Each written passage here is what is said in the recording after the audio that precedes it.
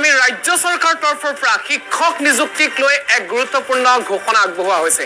এতিয়াৰ পৰা এটা মাত্ৰ পৰীক্ষা দিয়ে শিক্ষকৰ চাকৰি লাভ কৰিব প্ৰত্যাশীসকলে কি নিয়মৰ মাজেৰে আগবাঢ়িব লাগিব ৯,০০০ শিক্ষক নিযুক্তি লৈ ৰাজ্য চৰকাৰৰ তৰফৰ পৰা কি ঘোষণা আগবঢ়োৱা হৈছে জনাম সবিশেষ শিক্ষক নিযুক্তি লৈ ৰাজ্য চৰকাৰে বৃহৎ ঘোষণা আগবঢ়াইছে ৯,০০০ শিক্ষক নিযুক্তি দিয়া হ'ব নতুন বছৰত ৯,০০০ শিক্ষক নিযুক্তি দিব ৰাজ্য চৰকাৰে ৰাজ্য চৰকাৰ তৰফৰ পৰা এই মুহূৰ্তত বৃহৎ ঘোষণা এটা মাত্ৰ পৰীক্ষা দিয়ে লাভ কৰিব শিক্ষকৰ চাকৰি পৃথকে পৰীক্ষা দিয়াৰ দৰকাৰ নাই কি প্ৰক্ৰিয়া এইবাৰ পৃথকে অনুষ্ঠিত নহয় টেট আৰু নিযুক্তি পৰীক্ষা এটা মাত্ৰ পৰীক্ষা টেট কাম ৰিক্ৰুটমেণ্ট পৰীক্ষা এই পৰীক্ষা দিয়ে আপোনালোকে পোনপটীয়াকৈ চাকৰি লাভ কৰিব খালী থকা পদ অনুসৰিহে বাছনি কৰা হ'ব উত্তীৰ্ণসকলক 29 ডিসেম্বৰ ৰাজ্যজুৰি অনুষ্ঠিত হ'ব টেট কাম ৰিক্ৰুটমেণ্ট টেষ্ট আৰু টেষ্টত যিসকলে উত্তীৰ্ণ হ'ব সেই সকলে পোনপটীয়াকৈ চাকৰি লাভ কৰিব স্নাতক আৰু স্নাতকোত্তৰ শিক্ষকৰ বাবে অনুষ্ঠিত হ'ব পৰীক্ষা গ্ৰেজুৱেট টিচাৰ আৰু পোষ্ট গ্ৰেজুৱেট টিচাৰ পূৰ্বৰ সেৱা আৰু বৰ্তমানৰ ষ্টেট স্কুল এডুকেশ্যন বোৰ্ডে পাতিব পৰীক্ষা তেওঁলোকক দায়িত্ব দিয়া হৈছে শিক্ষক নিযুক্তি লৈ ৰাজ্য চৰকাৰৰ তৰফৰ পৰা ৰাজ্যৰ শিক্ষামন্ত্ৰী ৰণোজ পেগুৱে বৃহৎ ঘোষণা আগবঢ়াইছে মাত্ৰ এটা পৰীক্ষা দিয়ে এইবাৰ শিক্ষকৰ চাকৰি লাভ কৰিব প্ৰত্যাশীসকলে ৯,০০০ শিক্ষক নতুন বছৰত নিযুক্তি দিব ৰাজ্য চৰকাৰে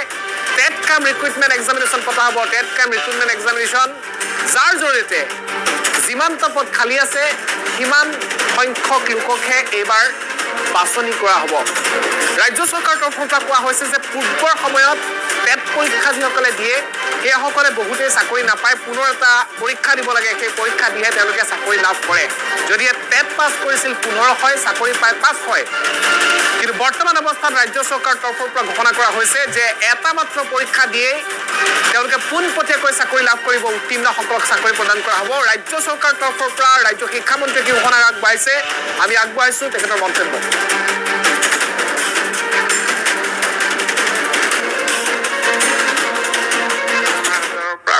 পূৰ্বে আমাৰ এলপি টেট আছিলে ইউপি টেট আছিলে আৰু অসমত আমি হাইস্কুল আৰু হায়াৰ ছেকেণ্ডেৰী টেট পৰীক্ষাও অনুষ্ঠিত কৰিছিলোঁ এইবাৰ আমি সিদ্ধান্ত গ্ৰহণ কৰিলোঁ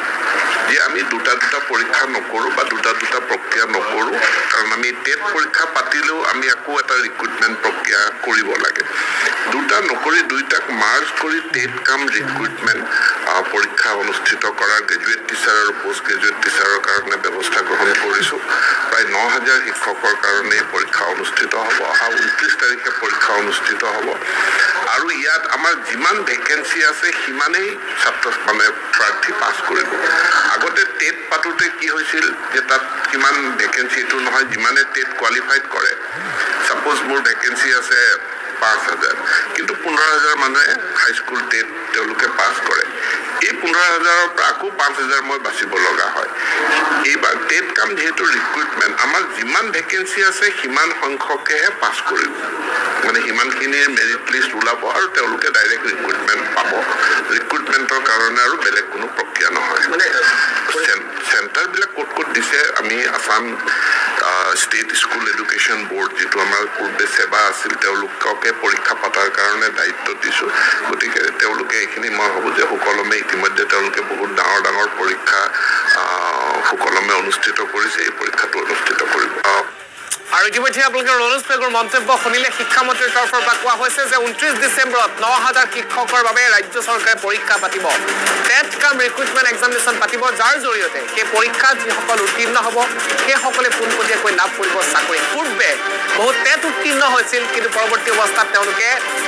চাকৰি পোৱা নাছিল কিন্তু বৰ্তমান অৱস্থাত খালী থকা পদৰ অনুসৰিহে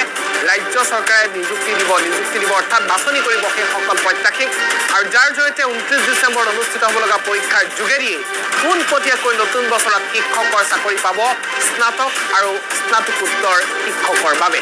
ৰাজ্য চৰকাৰে কৈছে যে পূৰ্বৰ সময়ছোৱাত দেখিবলৈ পোৱা গৈছিল যে টেট উত্তীৰ্ণ শিক্ষাৰ্থী টেট উত্তীৰ্ণসকলে বহু সময় দাবী কৰি আহিছিল তেওঁলোকক নিযুক্তি দিব লাগে বা খালী থকা পদৰ অনুপাতে টেট উত্তীৰ্ণৰ সংখ্যা সমানুপাতিক নাছিল বা সমান নাছিল যাৰ ফলত বহু টেট উত্তীৰ্ণ বাদ পৰিব লগা হৈছিল নিযুক্তিৰ পৰা কিন্তু এতিয়াৰে পৰা টেট কাম ৰিক্ৰুটমেণ্ট এক্সামিনেশ্যন এটা পৰীক্ষা পাতিব যদিহে BEd ডিগ্ৰী আছে লগতে তেওঁলোকৰ যি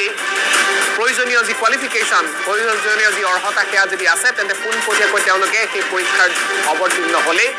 লাভ কৰিব চাকৰি ৰাজ্য চৰকাৰে এই কথা আগবঢ়াইছে আমি আগবঢ়াইছোঁ পুনৰবাৰ মন্তব্যটো পৰীক্ষা পাতিব সেৱা পূৰ্বৰ সেৱা আৰু বৰ্তমান ষ্টেট স্কুল এডুকেশ্যন বোৰ্ডে ৰাজ্যৰ ভিন্ন প্ৰান্তত পৰীক্ষা অনুষ্ঠিত হ'ব 29 ডিচেম্বৰত শিক্ষক নিযুক্তিৰ বৃহৎ সমাৰোহ অনুষ্ঠিত হ'ব আৰু 9,000 শিক্ষকক একেলগে নিযুক্তি দিব স্নাতক শিক্ষক আৰু স্নাতকোত্তৰ শিক্ষকক আগবঢ়াইছোঁ ৰমেশ পেগুৰ মন্তব্যটো পুনৰ পূৰ্বে আমাৰ LP টেট আছিলে UP টেট আছিলে আৰু অসমত আমি হাইস্কুল আৰু হায়াৰ ছেকেণ্ডেৰী টেট পৰীক্ষাও অনুষ্ঠিত কৰিছিলোঁ এইবাৰ আমি সিদ্ধান্ত গ্ৰহণ কৰিলোঁ যে আমি দুটা পৰীক্ষা নকৰোঁ বা দুটা প্ৰক্ৰিয়া নকৰোঁ কাৰণ আমি টেট পৰীক্ষা পাতিলেও আমি আকৌ এটা ৰিক্ৰুটমেণ্ট প্ৰক্ৰিয়া কৰিব লাগে দুটা নকৰি দুইটাক মাৰ্জ কৰি টেট কাম ৰিক্ৰুটমেণ্ট পৰীক্ষা অনুষ্ঠিত কৰা গ্ৰেজুৱেট টিচাৰ আৰু পোষ্ট গ্ৰেজুৱেট টিচাৰৰ কাৰণে ব্যৱস্থা গ্ৰহণ কৰিছোঁ প্ৰায় 9,000 শিক্ষকৰ কাৰণে এই পৰীক্ষা অনুষ্ঠিত হ'ব অহা 29 তাৰিখে পৰীক্ষা অনুষ্ঠিত হ'ব আৰু ইয়াত আমাৰ যিমান ভেকেঞ্চি আছে সিমানেই প্ৰাৰ্থী পাছ কৰিব আগতে টেট পাতোঁতে কি হৈছিল যে তাত কিমান ভেকেঞ্চি এইটো নহয় যিমানে টেট কোৱালিফাইড কৰে ছাপ'জ মোৰ ভেকেঞ্চি আছে 5,000 কিন্তু 15,000 মানুহে হাইস্কুল টেট তেওঁলোকে পাছ কৰে এই 15,000ৰ পৰা আকৌ 5,000 মই বাচিব লগা হয় এইবাৰ টেট কাম যিহেতু ৰিক্ৰুটমেণ্ট আমাৰ যিমান ভেকেঞ্চি আছে সিমান সংখ্যকেহে পাছ কৰিব মানে সিমানখিনিৰ মেৰিট লিষ্ট ওলাব আৰু তেওঁলোকে ডাইৰেক্ট ৰিক্ৰুটমেণ্ট পাব ৰিক্ৰুটমেণ্টৰ কাৰণে আৰু বেলেগ কোনো প্ৰক্ৰিয়া নহয়